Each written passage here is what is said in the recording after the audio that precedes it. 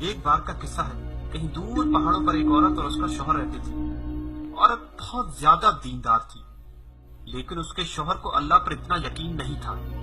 بیوی جب بھی اللہ یا اس کے رسول کا ذکر کرتی تو شوہر اسے ڈانٹ دیتا۔ گھر کے حالات بھی کچھ اتنے اچھے نہ تھے، شاید اسی لیے شوہر ہمیشہ ناشکری کرتا رہتا۔ ایک شام گھر میں کھانا نہ ہونے کے برابر تھا، محض ایک ہی روٹی بن سکی۔ عورت نے سوچا کہ آدھی روٹی اس کا شوہر کھا لے گا اور آدھی وہ کھا لے گی، لیکن کچھ ہی دیر بعد باہر کا دروازہ بجا۔ عورت نے جب دروازہ کھولا تو اس نے بہت لاچار، مجبور اور بھوکا بھکاری دیکھا۔ عورت کو اس پر بہت رحم آیا اور اس نے اللہ کے بھروسے گھر میں جو ایک ہی روٹی تھی وہ اس بھکاری کو دے دی، اس یقین کے ساتھ کہ اللہ اس کی ضرور مدد کرے گا۔ جب رات کا وقت ہوا اور اس کا شوہر گھر آیا تو اس نے کھانا مانگا۔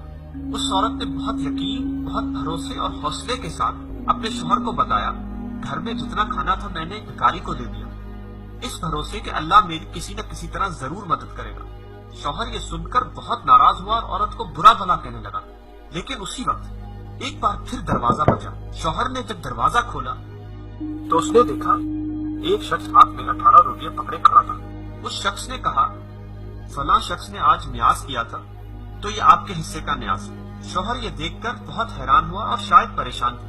وہ یہ روٹیاں لے کر اندر گیا۔ جب اس عورت نے یہ روٹیاں دیکھی تو اس نے فوراً کہا، اس میں 2 روٹیاں کم ہیں۔ شوہر یہ سن کر مزید پریشان اور حیران ہو گیا، لیکن اس نے بغیر کوئی سوال پوچھے دوبارہ باہر گیا اور شخص سے معلوم کیا اس میں 2 روٹیاں کم کیوں ہیں۔ اس شخص نے جواب دیا، میں جب راستے سے آ رہا تھا تو مجھے بہت بھوک لگی تو میں نے اس میں سے 2 روٹیاں کھا لی، مجھے معاف کرنا۔ شوہر بہت حیران ہوا اور پریشان ہوا اور دوبارہ اندر چلا گیا۔ اس بار اس نے اپنی بیوی سے سوال کیا کہ تمہیں کیسے معلوم کہ اس میں 2 روٹیاں کم تھی؟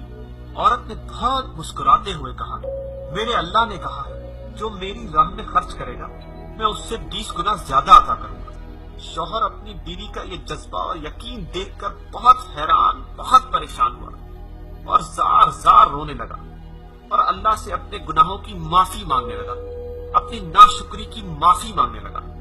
دوستو، اللہ پر یقین، اس پر بھروسہ اور تھوڑا سا صبر، بس یہی چیزیں ہیں جو ہمیں دنیا اور آخرت دونوں میں کامیاب کر سکتی ہیں۔ لہٰذا اللہ پر یقین کرتے رہیں اور صبر کرتے رہیں، انشاءاللہ وہ دلوں کے حال جانتا ہے، بے شک اللہ سب جانتا ہے۔ دوستو، کس طرح اس عورت کی اللہ نے اپنے غیب سے مدد کی، ہم کو بھی چاہیے کہ ہم اللہ پر بھروسہ رکھیں اور اس کی راہ میں خرچ کرتے رہیں، بے شک وہ جو وعدہ کرتا ہے اسے ضرور نبھاتا ہے۔